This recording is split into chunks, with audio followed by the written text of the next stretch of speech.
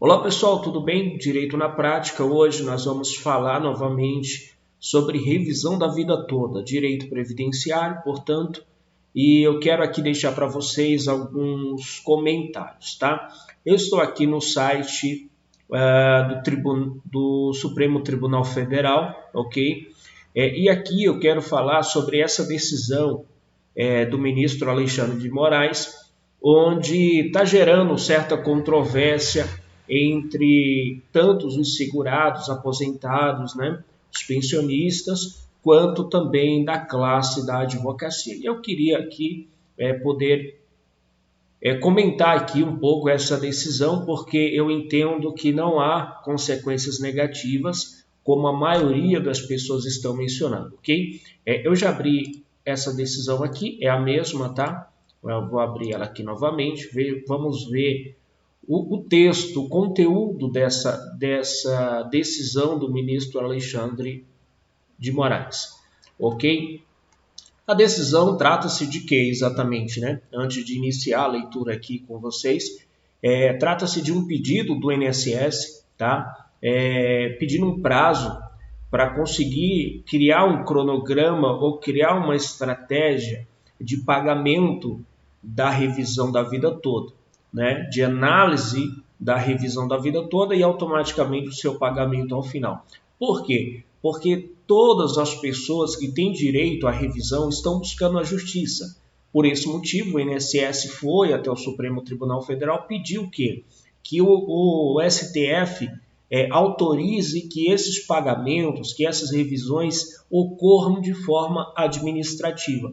E isso é bom, tá? Isso é bom por vários motivos. Dentre eles, o motivo que o segurado ele pode receber diretamente em sua conta, tá? Sem esperar 2 anos para ser cadastrado esse valor em um precatório.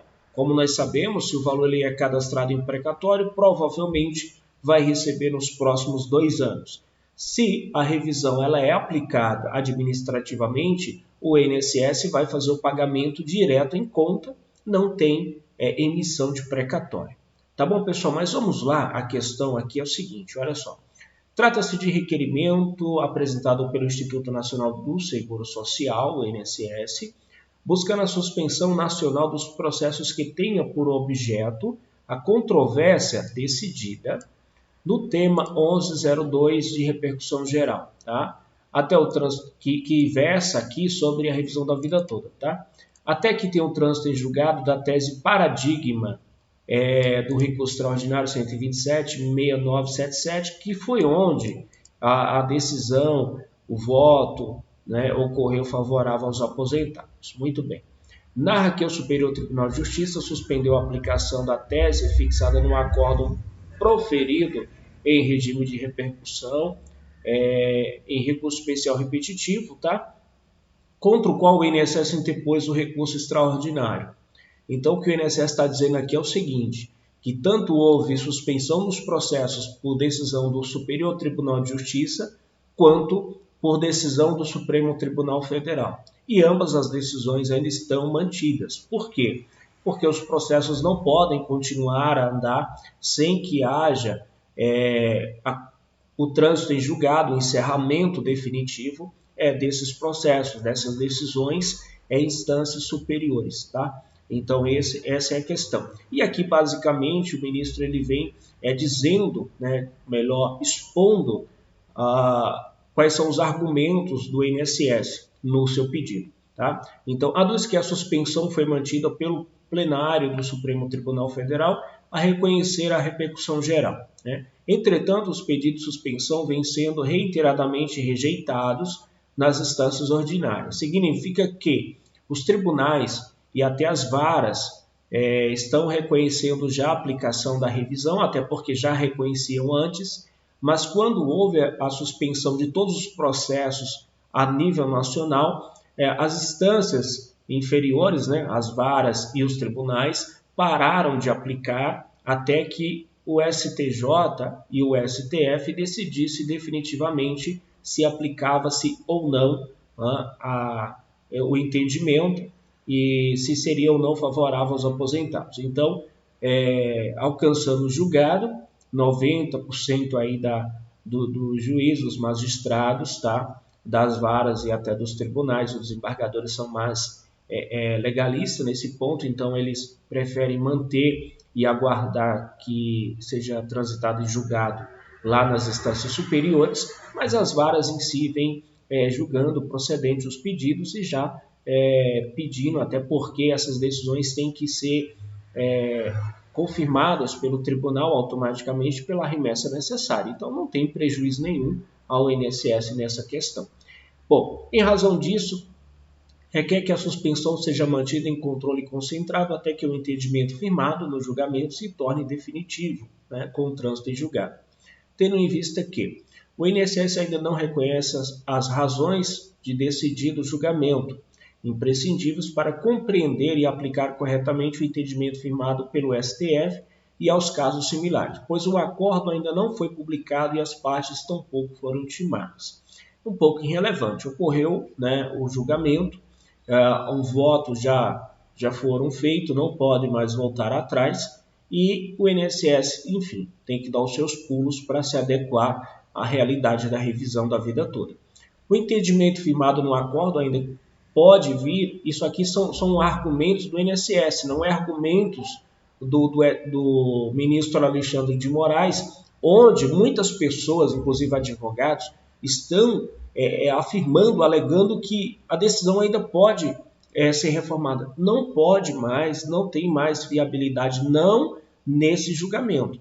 Pode ser que surja futuramente um outro recurso que vá parar no Supremo Tribunal Federal e aí sim o entendimento possa ser modificado. Mas nesse caso, não. Nesse caso não tem mais como, porque os votos já foram dados, já foram disponibilizados e agora o que temos inviabilidade é um embargo de declaração, qual, na sua melhor das circunstâncias, modificaria apenas o efeito da decisão do Supremo Tribunal Federal. Discutiria os efeitos, que eu vou falar ao final, quais são os efeitos possíveis de uma decisão do Supremo Tribunal Federal. Tá? Então vamos lá. Pois há uma grande possibilidade que seja objeto de embargos de declaração. É a única possibilidade, os embargos de declaração.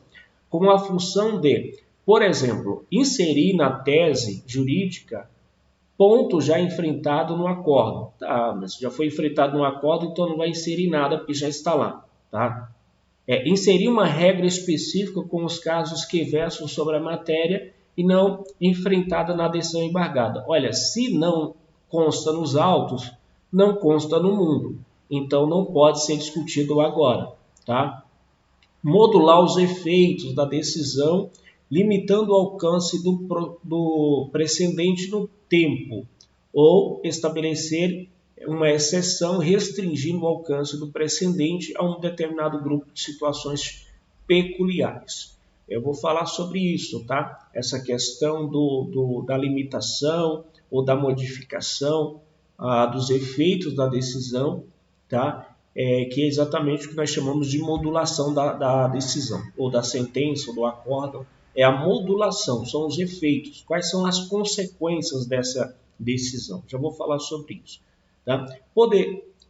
Poderá que o efeito suspensivo pleiteado permitir ganhos, tais como, né? Aqui o INSS alega dizendo o seguinte, que se houver modificação, ou melhor, que se houver suspensão, novamente, né, nova suspensão de todos os processos, haverá ganhos para todo mundo. E aí ele tenta explicar dizendo o seguinte, evita decisões sobre o tema em contexto em que os efeitos da tese podem vir a ser excluídos pelo julgamento de eventuais embargos de declaração. Evitar movimentações processuais e eventuais recursos que podem tornar-se inviáveis ou desnecessários após o trânsito em julgado do precedente qualificado. Proporcionam uma maior uniformidade, integridade e coerência ao tema, garantindo, em situações jurídicas semelhantes, não sejam, né, tratadas de forma diversa em curto espaço de tempo. Muito bem, olha só. Evitar eventuações futuras ações desnecessárias e repetições de débitos e valores pagos. Né? De valores pagos. Possibilitar que, caso afirme a tese em contrariedade ao INSS, os advogados públicos desistam dos seus recursos interpostos e renunciem o direito de recorrer. Olha, são situações aqui que o INSS alega que, sinceramente, não merece apreço. A única possibilidade aqui que eu entendo que vale a pena ser observada é exatamente a questão dos efeitos, tá? Que são exatamente a modulação dos efeitos que pode ocorrer, tá? Da decisão antes do trânsito em julgado. Tá? E aí, deixa eu só localizar aqui, na letra C, modular os efeitos da decisão. Somente isso daqui, tá? Porque pode limitar de fato o alcance do precedente, ou seja, pode limitar o alcance. Mas veja, a tese em si, que foi reconhecida pelo Supremo Tribunal Federal, diz o seguinte, tá? Que é possível que os segurados, que os aposentados, que se filiaram ao INSS até novembro de 2009, agora me fugiu da memória, mas, salvo engano, até novembro de 2009, não, até novembro de 1999, tá? É que eu estou vendo um outro texto aqui em paralelo e acabei confundindo aqui a questão. Mas olha só, até novembro de 1999, os aposentados que já estão filiados antes, eles têm direito. Tem que preencher outros requisitos básicos, mas basicamente, né, o requisito mais forte seria esse, estar filiado, ou seja, as contribuições anteriores a julho de 94, ok, serão reconhecidas no cálculo da renda mensal inicial, tá? Por quê? Porque o INSS ele descarta essas contribuições e ele considera ou considerava as contribuições somente a partir de julho de 94 para frente. Somente a partir de julho de 1994 até o momento em que a pessoa ela faz o requerimento ali da sua aposentadoria, do seu benefício. Isso gera, sem sombra de dúvida alguma, um prejuízo gigantesco, tá? Na concessão das aposentadorias, dos benefícios. Tem pessoas, né, que iniciaram a sua vida profissional com registro em carteira profissional, recolhendo o INSS no antigo plano de previdência, tá? E eu nem vou entrar no assunto. Mas, enfim, tem pessoas que começaram a trabalhar em 70, ok? Então imagina que de 1970, 1975, 1980 até 1994, em julho de 1994, o INSS acaba por descartar todas essas contribuições, gerando uma consequência enorme e negativa para esses aposentados, tá? Para esses beneficiários do INSS. A tese reconhecida pelo Supremo Tribunal Federal é exatamente no sentido que permite reconhecer, tá? Essa questão aqui da modulação dos efeitos dessa decisão pode dizer o seguinte: já houve, tá, modificação nesse sentido em decisões tomadas pelo Supremo Tribunal Federal, e o que pode acontecer aqui? E aqui eu peço que vocês tenham cuidado, tá? Quem não foi ainda, é momento de ir atrás, tá? Dos seus direitos, ok? Quem não foi. Por quê? Porque se houver uma modulação, tá, pelo STF, pode significar que quem ainda não exerceu o seu direito, ou seja, quem não está indo atrás, pode não ter direito, tá? Pelo instituto que nós falamos, uma regra processual que nós utilizamos no direito brasileiro, que é exatamente o interesse processual. Se você não demonstrar o seu interesse, se você não demonstrar que você está insatisfeito com o seu benefício, com a sua aposentadoria, com a sua pensão, e se você não for atrás, você acaba que, se o STF decidir que essa decisão do STF somente se aplica para aqueles que demonstram interesse em buscar na via judicial, ou seja, para aqueles que já protocolaram as suas ações, já entraram com as suas ações, a decisão do STF pode alcançar somente essas pessoas, tá? É uma primeira tese aqui que é possível a partir dessa questão da modulação dos efeitos da decisão do Supremo Tribunal Federal. Outra questão pode limitar-se ao tempo, tá? Pode limitar-se ao tempo. Por exemplo, pode o STF estabelecer uma regra também futura. Até quando? Estabelecer um prazo. Por exemplo, digamos que uma regra de transição, que é exatamente o que o INSS mencionou em certo momento, que seria estabelecer o quê? Por exemplo, durante 2 anos.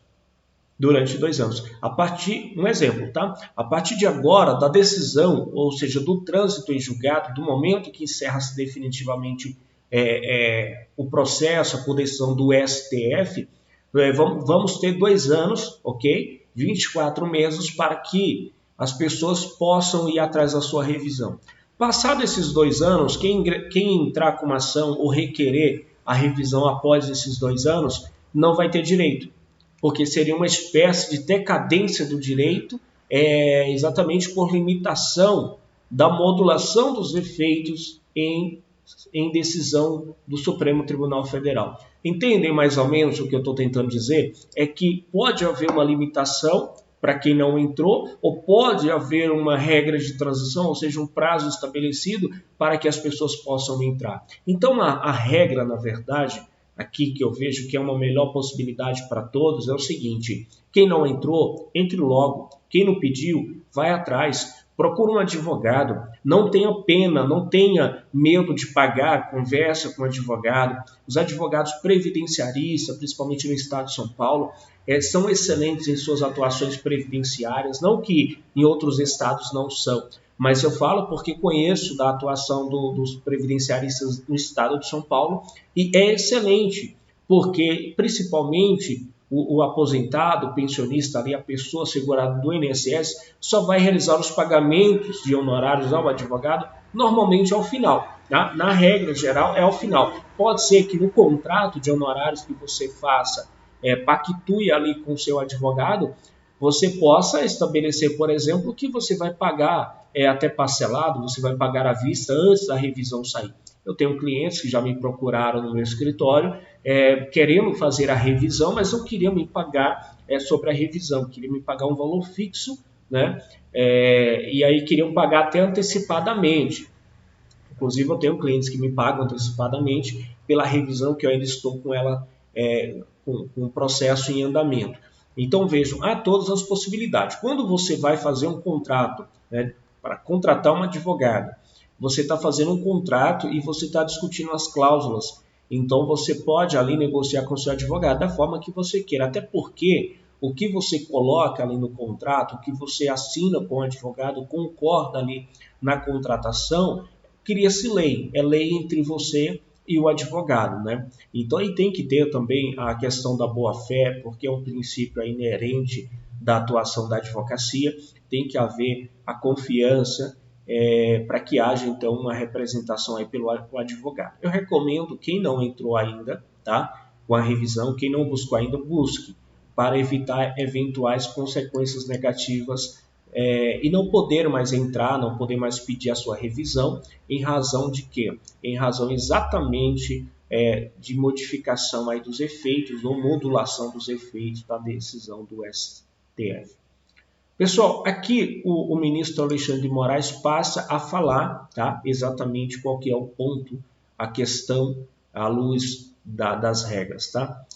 Aqui diz o seguinte, olha só, registre-se que, não obstante tenha total disposição de cumprir a decisão, né, registre que o INSS tem que cumprir essa decisão, há uma impossibilidade material de revisão pelo INSS neste momento, ou seja, não tem como o INSS revisar tanto o entendimento que já foi firmado pelo STF, como também não tem como revisar administrativamente todos esses benefícios. Por isso que os segurados, as pessoas estão buscando a decisão judicial, exatamente porque o INSS alega que não pode dar conta nem de conceder benefício, né? Dizendo que não tem funcionários suficientes, enfim, que não tem estrutura suficiente, mas quando se trata de uma revisão dessa natureza, o INSS quer assumir a responsabilidade, né? Me permita dizer, chamar a bronca para eles e dizer, não, deixa que nós fazemos aqui tudo administrativamente. Não tem viabilidade, não tem como isso acontecer, né? Que extrapola suas possibilidades técnicas e operacionais, né? Assim como do DataPrev, tá? Então veja-se aqui que é uma questão bem, me permita aqui, é uma questão bem sistematizada, tá? Mas enfim. E o ministro Alexandre de Moraes ele diz assim o seguinte, ó, assim como fulcro no artigo 23 da LIDB, que é a Lei de Introdução ao Direito Brasileiro, requer que seja instituído um regime de transição. Ó. É aquilo que eu falei que pode ser um período, por exemplo, de 2 anos.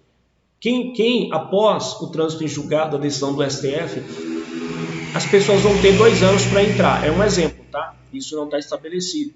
Então, estou usando como exemplo, dizendo que após o trânsito em julgado, após o encerramento no STF, as pessoas podem ter, por exemplo, 2 anos. Depois desses 2 anos, as pessoas não podem mais pedir. Isso aqui é um período de transição que o INSS alega aqui. A fim de que o INSS possa promover-se das condições necessárias para fazer uma transição entre a interpretação vigente até então. Ou o INSS também aqui está pedindo o quê? Um prazo para cumprir isso. Por exemplo, 1 ano ou 6 meses. Né? Porque isso é comum também nas decisões judiciais dessa natureza, ou de outras naturezas semelhantes, que é exatamente o seguinte. Veja-se que o STF pode estabelecer dizendo o seguinte, o INSS tem um prazo de 1 ano, 6 meses, ou 1 ano e meio, ou 2 anos, para iniciar os processos de revisões, para iniciar as concessões de revisões. Até lá, os segurados, as pessoas não podem requerer, não podem solicitar, até porque o INSS, ainda que solicite, o INSS só vai passar a conceder daqui a 6 meses, daqui a 1 ano, daqui a um ano e meio, exatamente na data, no prazo previsto, que é exatamente para que se estabeleça uma regra de transição. Né? Então, são questões aqui que o INSS vem alegando que são contraditórias. Primeiro, ele alega que pode manter tudo administrativamente, que ele pode tocar o barco. De outro modo, ele diz que precisa de um tempo, de um prazo, porque ele não consegue lidar com a situação. É contraditória aqui a situação. Tá? Fundamentado o pedido no fato de que o cumprimento da decisão do STF demanda alteração dos sistemas. É basicamente mentira isso aqui, porque o INSS já aplica revisões dessa mesma natureza. E mais, tem muitas aposentadorias, inclusive eu tenho no escritório aposentados que eu fiz a concessão da aposentadoria da pessoa e ela já aposentou considerando as contribuições anteriores a julho de 94. Então, é possível, claramente possível, que o sistema do INSS faça as contabilizações. Tá? Isso não é nenhum problema. Tá? Rotinas e processos que possam impactar o orçamento de milhares de reais. Providências que não foram tomadas até então, pois representariam despesas financeiras inúteis, caso a revisão da vida toda fosse julgada indevida. Só que não foi, não vai ser, não agora. Né? Então, a revisão foi reconhecida, foi aplicada, o INSS tem que se adequar à realidade. Né? Argumenta ainda que a revisão, ora tratada, implica a utilização de salário de contribuições anteriores a julho de 94. O tema, é o objeto da revisão isso daqui.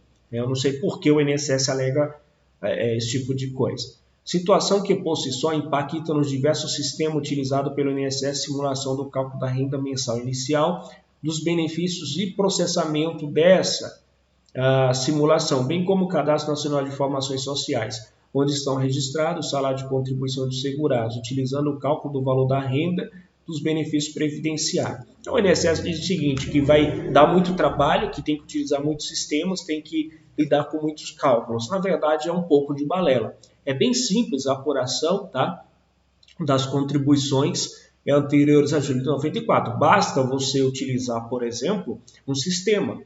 Temos sistema no mercado monetizado e o próprio INSS utiliza.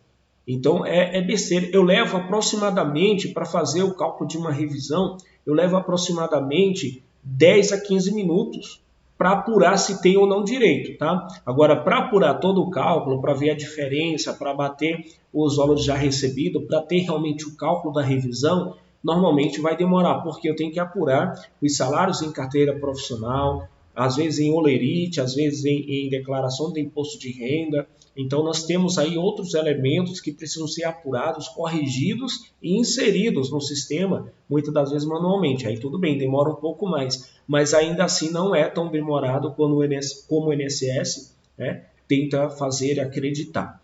Tá? Registre-se que, desde 1999, os sistemas estão programados para retroagir os salários de contribuição até o máximo de novembro de 95. Você entendeu o que o INSS está dizendo aqui? Que quando ele vai calcular o valor de uma aposentadoria, os sistemas só apuram até aqui, até novembro de 95. Olha o absurdo que o INSS afirma aqui, né? Por isso, quase 30 anos depois, os sistemas atuais não permitem a simulação ou cálculo da RMI considerando remunerações anteriores a julho de 94. Permitem, sim. Só que, infelizmente, a partir de janeiro de 82 para trás, né? Então, ou seja, de janeiro de 82 para cá, até os dias atuais, consta no sistema do INSS as contribuições. Anterior a janeiro de 82, essas contribuições não existem no banco de dados. Tá? Então, quem vai fazer a revisão, por exemplo, tem que ter muito cuidado com essas contribuições anteriores a janeiro de 82. A partir de janeiro de 82, consta as contribuições do INSS. Antes de 82, tá? Até dezembro de 81, não tem contribuições. Começou a trabalhar em 1970, até dezembro de 81, não tem essas contribuições no sistema do INSS, então tem que ter a documentação, por isso que eu mencionei que eu tenho que utilizar carteira profissional, olerites da época, para quem tem, utilizar declaração de imposto de renda, enfim, tá? Então, são questões aí que têm que ser levantadas, tá? Realce que após a mudança nos diversos sistemas, todo o aparato tecnológico do software necessitará de preparação de condições físicas para atender integralmente ao comando judicial com a implicação significativa das estruturas que recebem informação em vínculos e remunerações, tanto em tamanho do registro como na área de armazenamento. Olha, aqui eu posso dizer o seguinte, é razoável que o INSS fique quietinho, tá? Desde que as revisões sejam aplicadas pela Justiça. A contadoria judicial, os advogados estão preparados para fazer os cálculos, apresentar os cálculos de acordo com a realidade, apresentando os documentos onde tiraram as contribuições, de onde surgiram essas contribuições, quer dizer, comprovando as contribuições que são utilizadas ali na planilha de cálculo, e ali a contadoria judicial, sempre que possível, pode revisar. Lógico que muitas decisões judiciais estão mandando que o INSS realize os cálculos, tá? Mas, em tese, quem tem que realizar os cálculos é o advogado, tá? É a parte autora da ação, e a contadoria judicial, em muitos casos, podem fazer essa validação, se está de acordo ou não. E o INSS tem que contestar. Uma vez que o INSS não contesta os cálculos do autor da ação, tem que ser presumido verdadeiro. O juiz tem que condenar que seja pago o valor dos cálculos que está sendo apresentado, se o INSS não contesta. É uma situação muito simples, aparentemente, tá? Anota que a revisão envolve 51 milhões de benefícios ativos e inativos, o que impacta também o entendimento que está sendo realizado pelo INSS em razão de prazos acostados ao recurso extraordinário. Esse recurso extraordinário, o INSS ele criou ou estabeleceu uma tabela de prazos. O INSS não cumpre a tabela de prazo que foi estabelecida nesse acordo, nesse recurso extraordinário. O INSS não cumpre os prazos que está previsto na lei 9876 de 99, que é a lei que trata dos processos administrativos nos órgãos da administração pública federal. Então, não há se falar em questões que envolvem essa situação aí, porque, de fato, o INSS não cumpre, ok? Tá? Agendar o entendimento regular que hoje conta com cerca de 5 milhões de segurados, aguardando um atendimento de benefícios requeridos administrativamente pela fila virtual de requerimento. Há mais de 5 milhões de segurados. Tá? Será que tem todo mundo aí aguardando benefício? Eu tenho inclusive, se os meus clientes assistirem o vídeo, pelo amor de Deus, entenda isso. Olha só o que o INSS está alegando aqui. Ele diz que tem 5 milhões de segurados, de pessoas pedindo benefício. Então, assim, eu vou deixar uma mensagem aqui para os meus clientes também, porque, de forma geral, o brasileiro precisa entender que o órgão público demora demais, a advocacia fica adstrita dessa situação, muitas das vezes não tem muito o que se fazer. Tá? De outro lado, aponta o risco de descumprimento das decisões judiciais, pois há inúmeras sentenças determinando a implantação de pagamento imediato de revisão, inclusive com interposição, com imposição de astrentes, que são multas diárias, tá? Destaque que, em alguns casos, inclusive o magistrado tem determinado que se usa os cálculos simulados pelo segurado em sistemas vendidos na internet, que são imprecisos, não homologados, nem qualquer certificação, nem mesmo considera os períodos em que não existem remunerações no CNIS, que são os períodos anteriores a 82, tá? Elevando o sistema abusivamente o valor da revisão e em casos que a revisão seria inclusivamente desvantajosa. Mentira. Aqui eu tenho que dizer isso com clara precisão. A palavra correta seria falácia. Isso é uma falácia, isso é uma mentira, tá? Mas eu prefiro falar mentira. Eu estou aqui no canal compartilhando com o povo brasileiro informações, eu não vou ficar aqui utilizando termos jurídicos, tá? Então me permitam aqui dizer que isso aqui é mentira do INSS. 90% dos cálculos, o IEPREV, o Prévios, vários outros sistemas que vocês devem conhecer, se não conhecer agora, provavelmente vão atrás, que eu estou falando o nome deles. O que acontece? São sistemas ótimos de cálculos. Inclusive reflete exatamente a mesma plataforma que o INSS utiliza para calcular. Isso eu falo porque, falo e comprovo, porque qualquer cálculo realizado pelo INSS, ele, no meu escritório, pelo menos no último ano, mais de 200 processos encerrados com benefício concedido, revisado, enfim. E o que acontece? Todos os cálculos realizados, eu falo para o cliente, eu tenho clientes aqui que acompanham o canal no YouTube, enfim, que segue nas redes sociais, que ele vai poder falar. Eu falo um ano antes, né? Porque eu vou dar entrada no pedido de aposentadoria e tal. Eu falo, olha, o senhor vai aposentar com tanto. Hoje, tá? Hoje eu vou fazer o requerimento da sua aposentadoria e hoje o senhor aposenta com tanto. Lógico que esse valor vai ser corrigido quando o senhor realmente for concedida a sua aposentadoria, vai ser corrigido esse valor, vai estar um pouco mais alto, juro e correção. Mas hoje o seu direito, a sua aposentadoria, o valor é tanto. Olha que bacana, olha que bacana. E lá, quando sai um ano depois da aposentadoria, o valor está ali, na verdade, sempre dá um pouquinho a mais. Sempre dá um pouquinho a mais. Então, nunca cai, nunca diminui. E eu falo isso com muita tranquilidade. Por quê? Porque eu não poderia me arriscar, como advogado, falar para o meu cliente, olha, o senhor vai aposentar com R$3.000, quando sai a aposentadoria R$1.500. Eu ia ficar com a cara onde? O que eu ia dizer para o cliente depois de uma situação dessa? Se eu falei que ele aposentaria com R$3.000 e ele aposentou com 50%, com R$1.500. Então, os sistemas eles são ótimos, tá? Havendo a possibilidade de que, entre outras ações conjuntas possíveis a serem desenvolvida entre a autarquia previdenciária e o Poder Judiciário, é inviável que o INSS, após desenvolver o sistema de cálculo do tema da revisão da vida toda, possa compartilhar com o Poder Judiciário e disponibilizar para que os segurados possam simular resultados. Tá? Aqui o INSS está dizendo o seguinte, que após elaborar um sistema próprio ou adequado para calcular a revisão da vida toda, poderá, inclusive, compartilhar com o Poder Judiciário e disponibilizar, inclusive, para que os segurados possam simular suas aposentados, suas revisões. Olha, eu acho difícil, tá, INSS, essa alegação aqui ser verdadeira.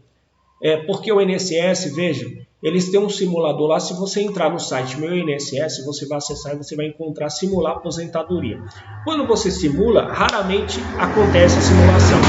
Quando não cai o sistema, tá? Aparece com o valor de aposentadoria totalmente fora da realidade. Isso por quê? Primeiro, não consta as contribuições anteriores a janeiro de 82.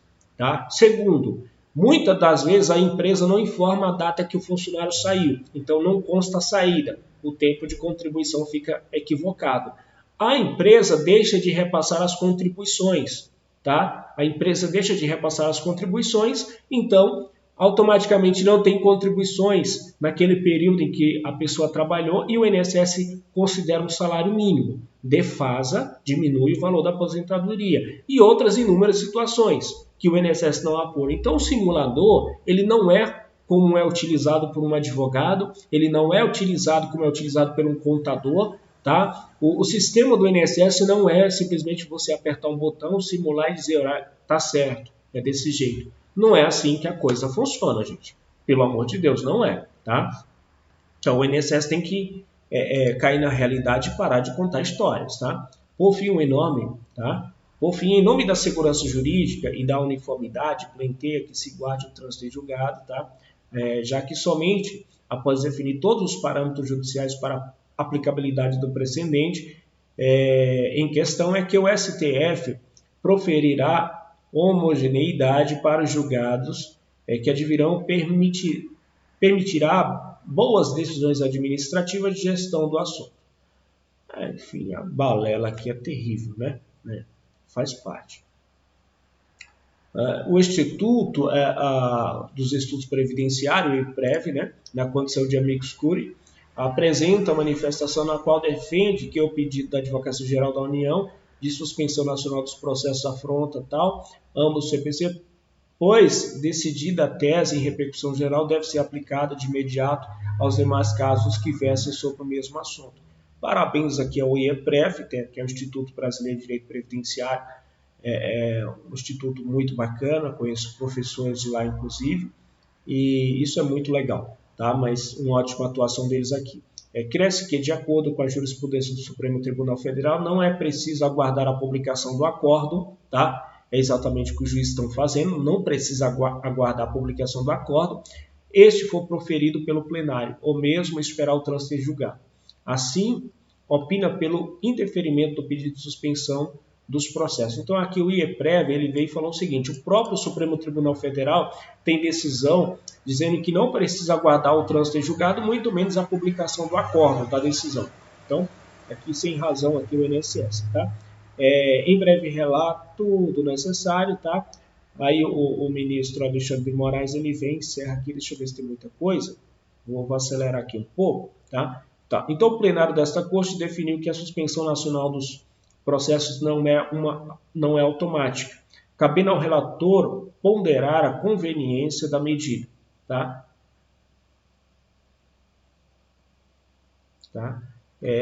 Então, veja bem, aqui o que está dizendo aqui é o seguinte, que a suspensão dos processos não é automática. Cabe ao relator ponderar a conveniência, tá? Então, o relator de quem? O relator do processo, o relator da ação, o juiz, o responsável pelo julgamento do processo, mas nesse caso aqui, ao relator de quê? Ao relator do recurso extraordinário. Então, aqui cabe ao ministro relator do tema revisão da vida toda, decidir se cabe ou não a suspensão de todos os processos. Tá? Na presente hipótese, são relevantes os argumentos trazidos pelo INSS quanto às atuais dificuldades operacionais e técnicas para a implantação da revisão dos benefícios. Haja vista que a medida determinada retroage a julho de 94. Bobeira. Por outro lado, relevante o impacto social deste precedente impõe a análise de eventual suspensão seja realizada sob condições claras e definidas. De fato, milhões de beneficiários da Previdência Social aguardam anos por uma resposta do Poder Judiciário em matéria relacionada a direitos fundamentais básicos ligados à própria subsistência e à dignidade da pessoa humana. Não é razoável que, estabelecida pelo Supremo, a orientação para a questão fique sem qualquer previsão o resultado prático do comando judicial. Assim, é preciso que a autarquia previdenciária requerente informe de que modo e que prazo se propõe a dar efetividade ao entendimento definido pelo Supremo Tribunal Federal. A medida de suspensão dos processos será avaliada após a juntada do referido plano. Então, o que foi que o ministro Alexandre de Moraes fez aqui? Ele falou ao INSS, beleza, eu entendi os seus argumentos, são relevantes. Agora eu quero que você faça o seguinte, me apresenta aí então um plano. Eu quero que você me diga um plano, como que você vai dar efetividade. Ou seja, como que você vai fazer as revisões de quem tem direito e como que você vai pagar essas revisões. Tá? E eu quero isso estabelecendo inclusive um prazo. Em quanto tempo que isso vai começar a ser exercido.